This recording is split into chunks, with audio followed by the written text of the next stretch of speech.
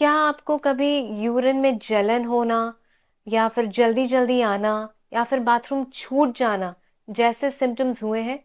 या फिर कभी फीवर आना, पीठ में दर्द होना, ये सिम्टम्स हैं? तो ये सिम्टम्स यूरिन इन्फेक्शन के कारण हो सकते हैं। सो लेट्स डिस्कस यूटीआई और urine infections today. Hi, I am doctor Neha Gupta, senior infectious diseases physician with close to 2 decades of experience in infectious diseases, empowering my patients to overcome their infections and enabling them to lead a healthy, swasth life they deserve. So, what are the symptoms of urine infection? कई बार जल्दी आना, छूट जाना और इसके अलावा blood आना bathroom से, बाथरूम करते नहीं बनना, बहुत सीवियर पेन होना, जिसको कि हम अर्जेंसी, फ्रीक्वेंसी डिसयूरिया और अर्ज इनकॉन्टिनेंस कहते हैं। These can be symptoms of UTI, which can be very painful. And कई बार इसके साथ में बुखार आना, ठंड लगना, तेज बुखार होना एंड पीठ में दर्द होना, ये सिम्टम्स भी हो सकते हैं।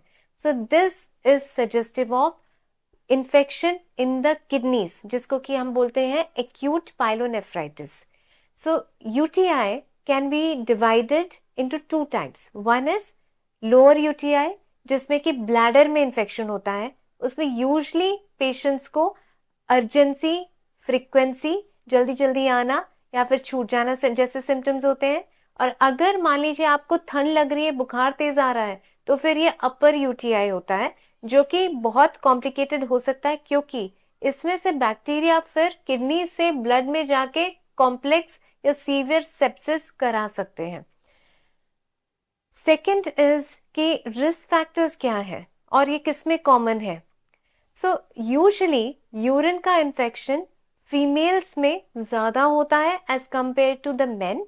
वो इसलिए because of anatomically the urethra, the anal area, they have a short distance, whereas in men it is the long urethra, तो इसलिए chances of infection थोड़े से कम हो जाते हैं। इसके साथ में अगर आपको डायबिटीज है या फिर आप एल्डरली है, so chances of infection in women are again more. Usually men में, यंग मेन में इन्फेक्शंस नहीं होते हैं।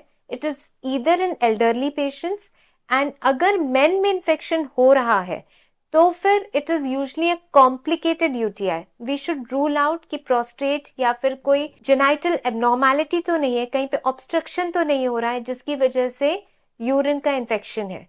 अगर यंग मेन में यूटीआई के सिम्टम्स हैं तो फिर it can be because of the prostate infection, मतलब क्रॉनिक प्रोस्टेटाइटिस या एक्यूट प्रोस्टेटाइटिस की वजह से ये इन्फेक्शन हो सकता है, जिसमें कि बिसाइड्स यूरिन की फ्रीक्वेंसी के एनल एरिया में भी डिस्कम्फर्ट, हेवीनेस, ऐसे सिम्टम्स होते हैं।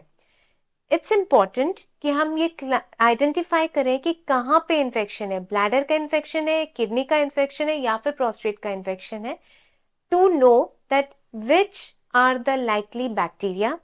And secondly, the choice of antibiotic will depend upon the site of infection.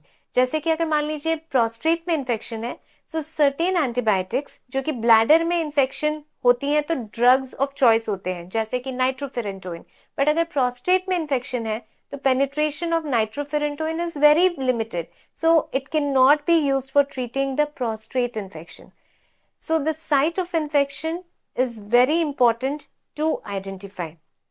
Besides other risk factors, जैसे कि अगर किसी को किडनी में स्टोन है या फिर कोई और प्रॉब्लम है जिसमें कि ऑब्स्ट्रक्शन हो रहा है या पूरी तरह से ब्लैडर एम्प्टी नहीं हो पा रहा है, तो उस या फिर सिस्ट है, तो उसमें भी चांसेस ऑफ इन्फेक्शन इंक्रीज हो जाते हैं। अब इसको हम आइडेंटिफाई कैसे करें, लैब डायग्नोसिस कैसे करें? सो फर्स्ट इज कि अगर symptoms है तो we should try and give urine routine for microscopy and urine routine culture, and ये टेस्ट देना सही तरीके से important है। It should be a midstream clean catch sample, so the private part has to be cleaned and then initial part of the urine stream उसको discard करना चाहिए, and the middle part of the urine should be collected and sent in a sterile container में उसको lab में routine as well as microscopy के लिए देना चाहिए. It's very important because अगर आपका collection proper नहीं है, so बाहर के बैक्टीरिया जो प्राइवेट पार्ट में हो सकते हैं, they will come and will result in misinterpretation of the reports. So कई बार ऐसा भी होता है कि यूरिन कल्चर पॉजिटिव है और पेशेंट्स को सिम्टम्स नहीं है. So this can be either because of wrong method of collection resulting in contamination, or it can be asymptomatic bacteriuria. कई बार elderly patients with diabetes या फिर कैंसर पेशेंट्स में bacteria present होता है यूरिन में, बट उनको सिम्टम्स नहीं है. तो इस कंडीशन में यूजली हम ट्रीटमेंट या एंटीबायोटिक्स नहीं देते हैं until and unless the patient is undergoing some urological procedure, मतलब उसका कोई सर्जरी होने वाला है या कोई यूरोडायनेमिक स्टडी होने वाली है, या फिर प्रेग्नेंट पेशेंट्स में even asymptomatic positive culture or bacteriuria needs to be treated to prevent any complications. तो अब there are new tests like the next generation sequencing which can also be used for the diagnosis of the urine infections. And besides this, imaging is very important. एक ultrasound QB या फिर a non-contrast CT scan can be done to see कि कोई genital tract या फिर kidney, ureter या फिर bladder में कोई abnormality तो नहीं है, कोई structural abnormality, कोई kidney stones या फिर cyst. These can be identified through proper imaging, and if prostate is enlarged with significant post-voidal PVR, तो उस केस में अगर इन्फेक्शन बार बार हो रहा है तो then of course surgery needs to be performed as well. The choice of therapy will depend upon कि आपके symptoms क्या है, severity कितनी है, उसके हिसाब से हम एंटीबायोटिक्स चूज कर सकते हैं. कॉमन यूरिन इन्फेक्शंस के जो बैक्टीरिया होते हैं वो यूजुअली इकोलाई, क्लेप्सियला निमोनिया, एंट्रोबैक्टर या फिर एल्डरली पेशेंट्स में कई बार एंट्रोकोकस भी यूरिन इन्फेक्शन कराता है. कुछ लोगों में कई बार कैंडिडा इन्फेक्शंस भी हो सकती है जिन्होंने बहुत ब्रॉड स्पेक्ट्रम एंटीबायोटिक्स लिया है या इम्यूनो कॉम्प्रोमाइज्ड है. Otherwise it is usually the bacterial infections, and because we are seeing antimicrobial resistance in these bacteria, it's important कि हम सही तरीके से diagnose करके effective antibiotics ASAP start करें ताकि जल्दी से जल्दी पेशेंट्स को आराम मिल सके. I hope आपको ये information अच्छी लगी होगी, and I hope you will be able to prevent the urine infections as well. So for prevention of urine infection, it's very important that the cleaning of the perineum should be done properly.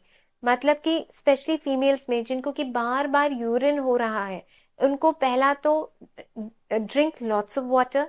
Second, you have to clean the perineum from front to back. जो आपका water jet है, that should not be from back to front. It should be from front to back so that bacteria from the anal canal cannot, मतलब वो आगे नहीं आए. And third is after sexual intercourse, one can pee. That will also reduce the chances of UTI.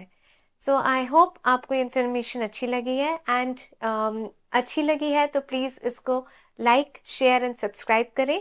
And I hope you will be able to lead a healthy, swasth life with following certain tips for the early diagnosis and treatment and prevention of urine infections. Thank you so much.